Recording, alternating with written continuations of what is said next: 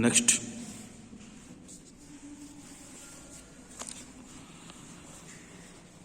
Allahabad pillar inscription describe Samudragupta to be a kind hearted ruler alongside his main conquest. क्या कह रहे हैं कि इलाहाबाद का जो पिलर है उस पे जो चित्र लिखावट है, जो इंस्क्रिप्शन है, describe Samudragupta to be a kind hearted ruler, उसमें ये डिस्क्राइब किया गया है कि समुद्रगुप्त एक दयालु हृदय का राजा था। Along side his many conquest, और इसके साथ साथ उसकी जीतों के बारे में भी उसमें लिखा गया है। The writing of the Allahabad pillar inscription was a प्रशस्ति। इलाहाबाद के पिलर में जो राइटिंग है, जो लिखावट करी गई है, जो इंस्क्रिप्शन है, वो उसकी प्रशंसा में लिखा गया है, यानी उसकी प्रेज करी गई है। Which in Sanskrit meaning in praise of, Sanskrit में जिसका मतलब होता है प्रेज ऑफ, यानी किसी की प्रशंसा में, किसी की अच्छाई में जब कोई चीज़ लिखी जाती है तो उसे प्रशस्ति कहते हैं। जैसे आप लोगों को सर्टिफिकेट मिलता है जब आप कोई काम करते हैं अच्छा, स्कूल के किसी कंपटीशन में फर्स्ट सेकंड थर्ड प्राइज पाते हैं तो आपको जो सर्टिफिकेट मिलता है उसे प्रशस्ति पत्र कहा जाता है। ठीक है, आपकी प्रशंसा में, आपकी अच्छाई को दिखाया जाता है।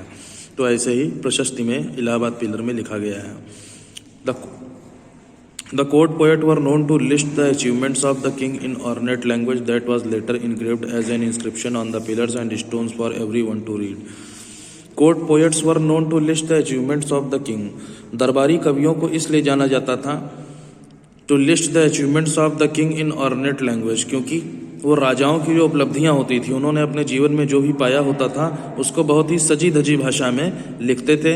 That was later engraved as an inscription on pillars, जिसको कि इन कवियों ने बाद में पिलर्स के ऊपर, खंभों के ऊपर लिख दिया गुदाई करके, एंड स्टोन्स और पत्थरों के ऊपर लिखा, फॉर एवरीवन टू रीड, जिससे कि आगे आने वाले जो लोग हैं वो हर व्यक्ति उसके बारे में पढ़ सके, उनके बारे में जान सके। इसलिए दरबारी कवि ऐसा काम करते थे।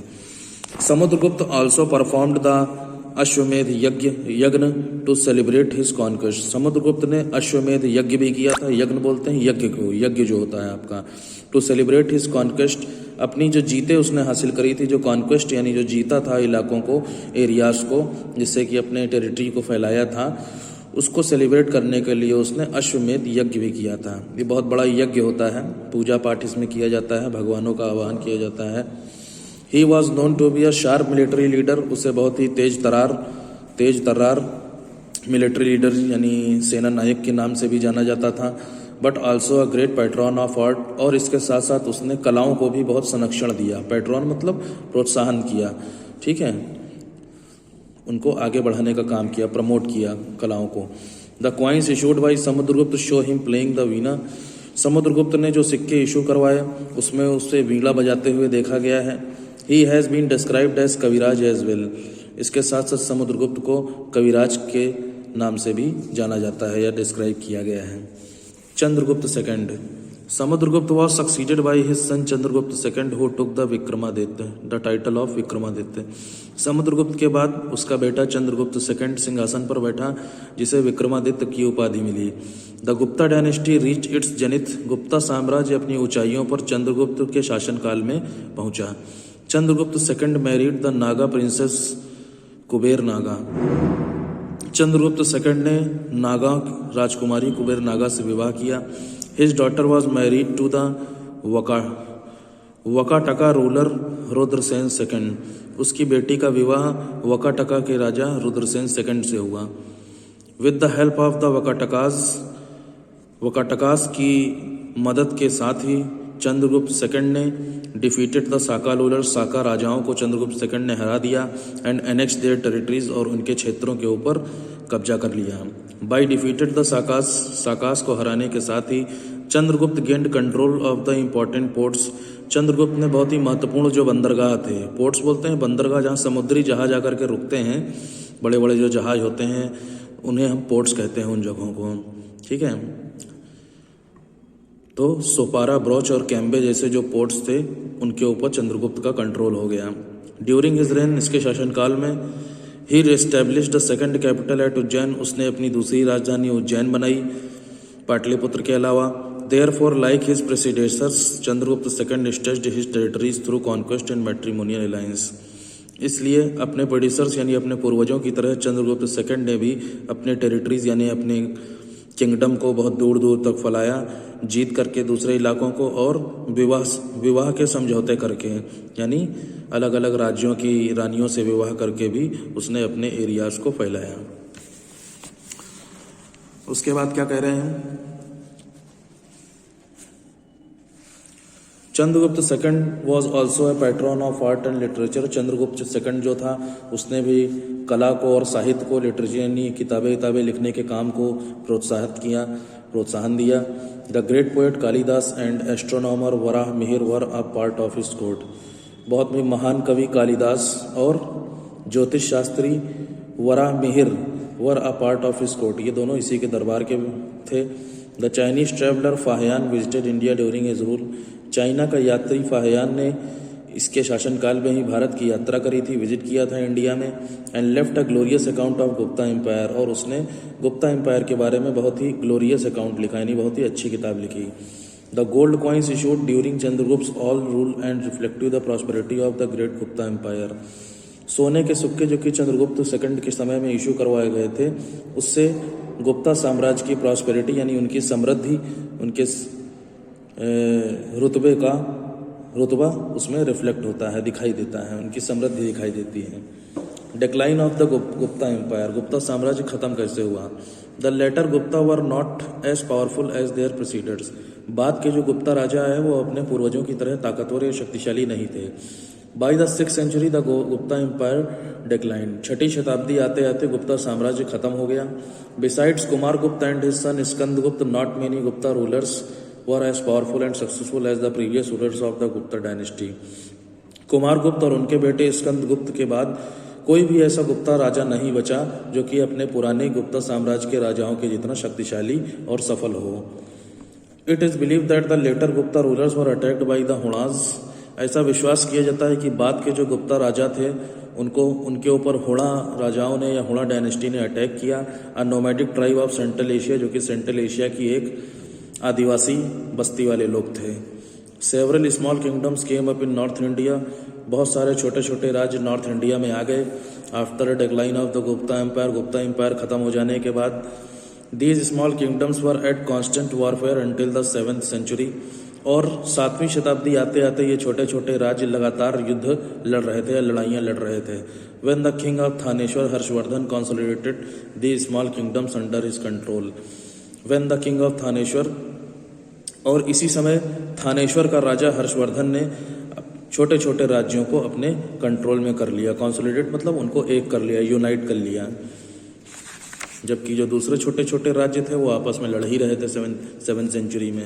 और इधर राजा हर्षवर्धन ने जो कि थानेश्वर का राजा था, इसने छोटे छोटे राज्यों को अपने कंट्रोल में ले लिया। गुप्ता एडमिनिस्ट्रेशन की बात करेंगे कि राजकाज कैसा था वहाँ का। The Gupta rulers were known to be efficient rulers and therefore were able to consolidate an empire as large as theirs for 200 years. Gupta जो बादशाह थे, जो राजा थे, वो बहुत ही प्रभावशाली राजा थे, बहुत ही अच्छे राजा थे। Therefore were able to consolidate an empire, इसलिए वो एक ऐसा साम्राज्य बनाने के लायक बने as large as theirs for 200 years, जो कि अगले 2 सालों तक चलता रहा। इतना बड़ा साम्राज्य उन्होंने बना लिया जो कि 200 सालों तक चलता रहा। The king exhumed elaborate titles, जो राजा होता था उसे बहुत ही अच्छी उपाधियां मिलती थीं।